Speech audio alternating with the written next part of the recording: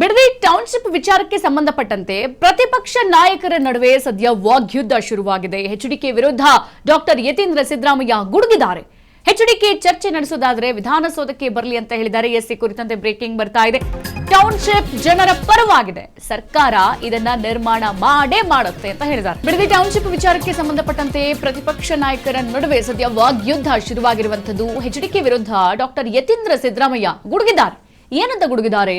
HDK ಚರ್ಚೆ ನಡೆಸೋದಾದ್ರೆ ವಿಧಾನಸೌಧಕ್ಕೆ ಬರಲಿ, ಟೌನ್ಶಿಪ್ ಜನರ ಪರವಾಗಿದೆ, ಸರ್ಕಾರ ಇದನ್ನ ನಿರ್ಮಾಣ ಮಾಡೇ ಮಾಡುತ್ತೆ, ಮಾಡಿಯೇ ಸಿದ್ಧ ಅಂತ ಹೇಳ್ಬಿಟ್ಟು ಯತೀಂದ್ರ ಸಿದ್ದರಾಮಯ್ಯ ಹೇಳಿಕೆ ಕೊಟ್ಟಿದ್ದಾರೆ. ಮಾತುಕತೆ ಆಗ್ಬೇಕಂದ್ರೆ ವಿಧಾನಸೌಧಕ್ಕೆ ಬರಬೇಕು ಅಂತ ಯತೀಂದ್ರ ಹೇಳಿರುವಂತದ್ದು. ಗಮನಿಸ್ತಾ ಇದೀವಿ. ಡಿಕೆಶಿ ಬಣದವರು ದಿನಕ್ಕೊಬ್ಬೊಬ್ರು ಅಂತ ಹೇಳಿ ಎಚ್.ಡಿ. ಕುಮಾರಸ್ವಾಮಿ ವಿರುದ್ಧ ವಾಗ್ದಾಳಿಯನ್ನ ಮಾಡ್ತಲೇ ಇದ್ದಾರೆ.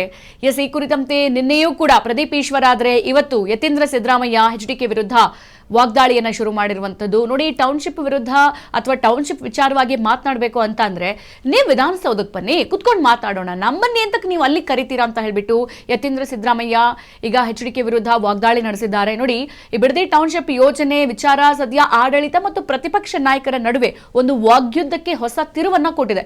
ಸರಾಗವಾಗಿ ಕಳೆದ 4-5 ದಿನಗಳಿಂದ ಡಿಕೆ ಶಿವಕುಮಾರ್ ಬಣದವರು ದಿನಕ್ಕೊಬ್ಬರಂತೆ ಬಂದು ಎಚ್.ಡಿ. ಕುಮಾರಸ್ವಾಮಿ ವಿರುದ್ಧ ವಾಗ್ದಾಳಿಯನ್ನ ಮಾಡ್ತಲೇ ಇದ್ದಾರೆ.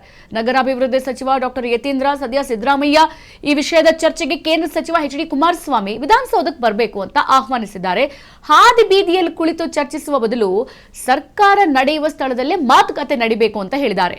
ಬಿಡದಿಯಲ್ಲಿ ನಡೀತಾ ಇರುವಂತಹ ಪ್ರತಿಭಟನೆಯಿಂದ ಸರ್ಕಾರದ ಮೇಲೆ ಯಾವುದೇ ಪರಿಣಾಮ ಬೀರೋದಿಲ್ಲ ಅಂತ ಸ್ಪಷ್ಟಪಡಿಸಿದ್ದಾರೆ. ಸದ್ಯ ಟೌನ್ಶಿಪ್ ಯೋಜನೆಯನ್ನ ಸರ್ಕಾರ ಜಾರಿಗೊಳಿಸುವುದಾಗಿ ತಿಳಿಸಿದ್ದಾರೆ.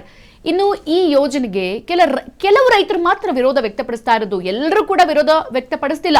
ಬಹುತೇಕ ರೈತರು ಪರಿಹಾರದ ನಿರೀಕ್ಷೆಯೊಂದಿಗೆ ಬೆಂಬಲಿಸ್ತಾ ಇದ್ದಾರೆ ಅಂತ ಹೇಳಿದ್ದಾರೆ. ಮತ್ತು ಮುಖ್ಯಮಂತ್ರಿ ಡಿಕೆ ಶಿವಕುಮಾರ್ ಹಾಗೂ ಎಚ್.ಡಿ. ಕುಮಾರಸ್ವಾಮಿ ಪರಸ್ಪರ ಪತ್ರ ಬರೆದಿರುವ ಹಿನ್ನೆಲೆಯಲ್ಲಿ ಅಧಿಕೃತ ಚರ್ಚೆಗೆ ಅವಕಾಶ ಇದೆ ಅಂತ ಕೂಡ ಹೇಳಿದ್ದಾರೆ.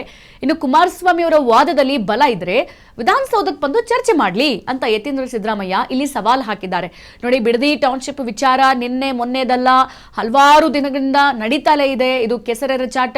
ಒಂದ್ ಕಡೆ ಡಿಕೆ ಶಿವಕುಮಾರ್ ನಾನು ಬಿಡದಿ ಟೌನ್ಶಿಪ್ ಮಾಡಿಯೇ ಸಿದ್ಧ ಅಂತ ಅಂದ್ರೆ, ಮತ್ತೊಂದು ಕಡೆಗೆ ಎಚ್.ಡಿ. ಕುಮಾರಸ್ವಾಮಿ ನಾನು ಬಿಡೋದೇ ಇಲ್ಲ ಅಂತ ಪಟ್ಟು ಹಿಡ್ತಿದ್ದಾರೆ. ಸದ್ಯ ಬಾಲಕೃಷ್ಣ ಆಯ್ತು, ಎಂ.ಬಿ. ಪಾಟೀಲ್ ಆಯ್ತು, ನಿನ್ನೆ ಪ್ರದೀಪ್ ಈಶ್ವರ್ ಆಯ್ತು, ಇವತ್ತು ಡಾಕ್ಟರ್ ಯತೀಂದ್ರ ಸಿದ್ದರಾಮಯ್ಯ ಅವರ ಸರದಿ. ಸುದೀರ್ಘವಾಗಿ ಒಬ್ಬರ ಮೇಲೊಬ್ರು ಎಚ್.ಡಿ. ಕುಮಾರಸ್ವಾಮಿ ವಿರುದ್ಧ ವಾಗ್ದಾಳಿ ನಡೆಸ್ತಾಲೇ ಇದ್ದಾರೆ. ಈ ಕುರಿತಂತೆ ಯತೀಂದ್ರ ಸಿದ್ದರಾಮಯ್ಯನವರು ಎಚ್.ಡಿ. ಕುಮಾರಸ್ವಾಮಿ ಅವರಿಗೆ ಹೇಳಿದಾರಲ್ಲ, ಬನ್ನಿ ವಿಧಾನಸೌಧಕ್ಕೆ ಅಂತ. ಈ ಕುರಿತಂತೆ ಮತ್ತಷ್ಟು ಏನೇನು ಮಾಹಿತಿಯನ್ನ ಕೊಟ್ಟಿದ್ದಾರೆ, ಏನ್ ಮಾತನಾಡಿದ್ದಾರೆ, ಬನ್ನಿ ನೋಡ್ಕೊಂಬರೋಣ. ಇದಕ್ಕೆ ವಿರೋಧ ಮಾಡ್ತಾರೆ, ಬೇಕಾದಷ್ಟು ರೈತರು ಇದಕ್ಕೆ ಒಪ್ಕೊಂಡಿದ್ದಾರೆ, ಮತ್ತೆ ಅವರಿಗೆ ಸರ್ಕಾರದಿಂದ ಉತ್ತಮ ಪರಿಹಾರ ಕೂಡ ಸಿಗ್ತಿದೆ ಅಂತ ಹೇಳಿ ಸಂತೋಷದಿಂದ ಇದ್ದಾರೆ. ಮತ್ತೆ ಈ ನೋಟಿಫಿಕೇಶನ್ ಮಾಡಿರೋದು ಕೂಡ ಹಿಂದಿನ ಸರ್ಕಾರ, ಅದು ಕುಮಾರಸ್ವಾಮಿ ಅವರೇ ಮುಖ್ಯಮಂತ್ರಿಗಳಾಗಿದ್ದಾಗ. ಈಗ ನಾವು ಮತ್ತೆ ಡಿನೋಟಿಫಿಕೇಶನ್ ಮಾಡಕ್ ಆಗೋದಿಲ್ಲ. ಹಾಗಾಗಿ ಬಿಡದಿ ಟೌನ್ಶಿಪ್ ಏನಿದೆ ಜನರ ಪರವಾಗಿದೆ, ಮತ್ತೆ ಜನರ ಒಪ್ಪಿಗೆನೂ ಕೂಡ ಇದೆ. ಹಾಗಾಗಿ ಸರ್ಕಾರ ಅದನ್ನ ಮಾಡುತ್ತೆ. ಅಲ್ಲಿ ಕೆಲವರಷ್ಟೇ ರೈತರು ಇದಕ್ಕೆ ವಿರೋಧ ಮಾಡ್ತಾರೆ, ಬೇಕಾದಷ್ಟು ರೈತರು ಇದಕ್ಕೆ ಒಪ್ಕೊಂಡಿದ್ದಾರೆ, ಮತ್ತೆ ಅವರಿಗೆ ಸರ್ಕಾರದಿಂದ ಉತ್ತಮ ಪರಿಹಾರ ಕೂಡ ಸಿಗ್ತಿದೆ ಅಂತ ಹೇಳಿ ಸಂತೋಷದಿಂದ ಇದ್ದಾರೆ. ಮತ್ತೆ ಈ ನೋಟಿಫಿಕೇಶನ್ ಮಾಡಿರೋದು ಕೂಡ ಹಿಂದಿನ ಸರ್ಕಾರ, ಅದು ಕುಮಾರಸ್ವಾಮಿ ಅವರೇ ಮುಖ್ಯಮಂತ್ರಿಗಳಾಗಿದ್ದಾಗ. ಈಗ ನಾವು ಮತ್ತೆ ಡಿನೋಟಿಫಿಕೇಶನ್ ಮಾಡಕ್ ಆಗೋದಿಲ್ಲ. ಹಾಗಾಗಿ ಬಿಡದಿ ಟೌನ್ಶಿಪ್ ಏನಿದೆ ಜನರ ಪರವಾಗಿದೆ, ಮತ್ತೆ ಜನರ ಒಪ್ಪಿಗೆನೂ ಕೂಡ ಇದೆ. ಹಾಗಾಗಿ ಸರ್ಕಾರ ಅದನ್ನ ಮಾಡುತ್ತೆ. ಅಲ್ಲಿ ಕೆಲವರಷ್ಟೇ ರೈತರು ಇದಕ್ಕೆ ವಿರೋಧ ಮಾಡ್ತಾರೆ, ಬೇಕಾದಷ್ಟು ರೈತರು ಇದಕ್ಕೆ ಒಪ್ಕೊಂಡಿದ್ದಾರೆ, ಮತ್ತೆ ಅವರಿಗೆ ಸರ್ಕಾರದಿಂದ ಉತ್ತಮ ಪರಿಹಾರ ಕೂಡ ಸಿಗ್ತಿದೆ ಅಂತ ಹೇಳಿ ಸಂತೋಷದಿಂದ ಇದ್ದಾರೆ. ಮತ್ತೆ ಈ ನೋಟಿಫಿಕೇಶನ್ ಮಾಡಿರೋದು ಕೂಡ ಹಿಂದಿನ ಸರ್ಕಾರ, ಅದು ಕುಮಾರಸ್ವಾಮಿ ಅವರೇ ಮುಖ್ಯಮಂತ್ರಿಗಳಾಗಿದ್ದಾಗ. ಈಗ ನಾವು ಮತ್ತೆ ಡಿನೋಟಿಫಿಕೇಶನ್ ಮಾಡಕ್ ಆಗೋದಿಲ್ಲ.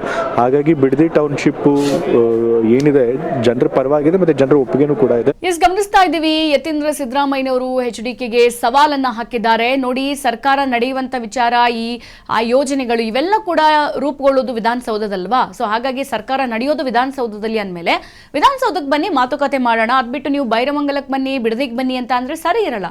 ಡಿ.ಕೆ. ಶಿವಕುಮಾರ್ ಅವರು ನಿಮ್ಮ ಒಂದು ವಿಚಾರಕ್ಕೆ ಸಂಬಂಧಪಟ್ಟಂತೆ ನಿಮ್ಮ ಮಾತಿಗೆ ಗೌರವ ಕೊಟ್ಟು ಆಯ್ತು ಬನ್ನಿ ಮಾತಾಡೋಣ ಅಂತ ಪತ್ರ ಬರೆದಿದ್ದಾರೆ. ಆ ಕುರಿತಂತೆ ನೀವು ಕೂಡ ಬನ್ನಿ, ಮಾತಾಡಿ, ಚರ್ಚಿಸಿ.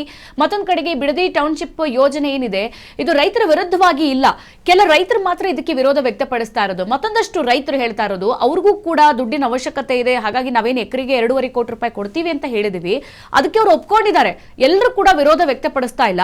ಹಾಗಾಗಿ ಕೆಲವರ ವಿಚಾರಕ್ಕೆ ಸಂಬಂಧಪಟ್ಟಂತೆ ನೀವು ಹೋಗಿ ಇಡೀ ಈ ಒಂದು ಟೌನ್ಶಿಪ್ ಯೋಜನೆಗೆ ಅಡ್ಡಪಡಿಸೋದು ಸರಿಯಲ್ಲ. ಹಾಗಾಗಿ ನೀವು ಬನ್ನಿ ವಿಧಾನಸೌಧಕ್ಕೆ ಕುತ್ಕೊಂಡು ಮಾಡೋಣ ಎಂಬರ್ಥದಲ್ಲಿ ಯತೀಂದ್ರ ಸಿದ್ದರಾಮಯ್ಯನವರು ಹೇಳಿಕೆ ಕೊಟ್ಟಿರೋದು. ಸದ್ಯ ಈ ವಿಚಾರಕ್ಕೆ ಸಂಬಂಧಪಟ್ಟಂತೆ ಎಚ್ ಡಿ ಕುಮಾರಸ್ವಾಮಿ ಏನ್ ಹೇಳ್ತಾರೆ, ಸಂಜೆ 4 ಗಂಟೆ ತನಕ ಇವತ್ತು ಎಚ್ ಡಿ ಕುಮಾರಸ್ವಾಮಿ ಅಲ್ಲೇ ಇರ್ತೀನಿ ಎಂಬ ಮಾತುಗಳನ್ನ ಕೂಡ ಹೇಳಿದ್ದಾರೆ.